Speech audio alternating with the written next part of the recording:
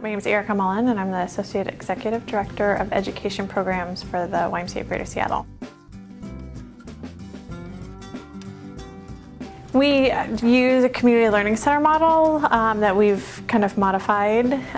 So we originally started our work in schools under 21st century community learning centers, and so we can use the concept of bringing what the Y brings from our philosophy and youth work and resources to a school and seeing how together we can help remove barriers for learning. So we place full-time staff in a school building to support the school during the school day, but then also coordinate after-school programs for students, and particularly targeting students with academic need. Families in our community look to schools to fill a huge number of needs, and it's more needs than just school staff alone can fill, and they're aware of that. And so when we collaborate, we allow everybody to do their core work and everybody does a better job. So when we work well together, 1 + 1 = 3, in my opinion. So if we can work together well, everybody benefits more. And not only does the school benefit because they either have more resources, they have more caring adults in young people's lives, they have more opportunities for young people to engage in their learning, but also as organizations, I think we benefit, and certainly our collaboration with schools has really informed our practice in youth work. We're different youth workers now because we've learned about education.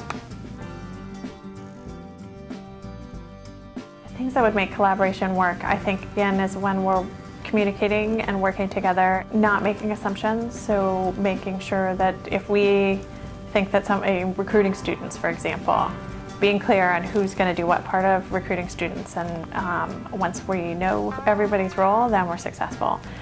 So much of a young person's experience is based on relationship, so want to get people in front of kids as soon as we can so that they can start to create those relationships, because especially in middle school and high school, they come to activities or get involved in things because of the adult, and that's an adult that they want to spend time with.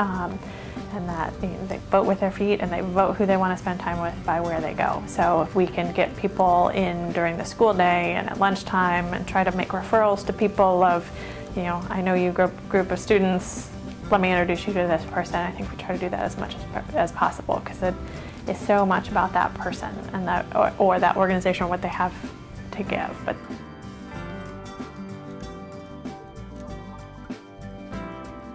as a partner, it's important that we are a partner and we don't come in as a place of we have a solution or we're the answer, and also from a place of humbleness as an organization and as people. As we come into schools, they are sharing space, they're sharing their information with us, and so if we can approach it as a way of we want to help you versus we know what's the best for you, and we'll come to the table with what's best for you.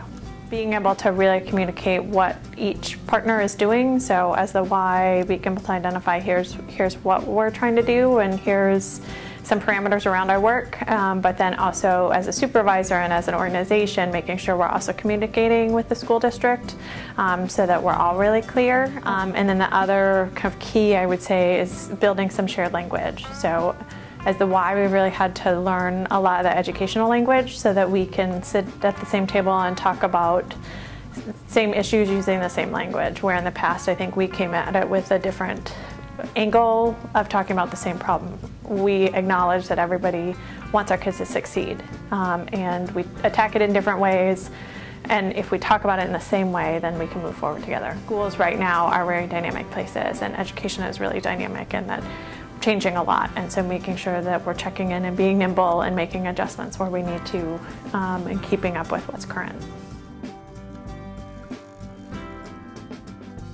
We seek out organizations that have had really proven track records. Had a brand new organization come to us recently, and we'll check a few references of other schools or programs they've worked with just to make sure we have vetted them. So I think organizations that want to come to a school with a service, it is finding that place of entry, and where we have YMCA Community Learning Centers, we're often that point of entry.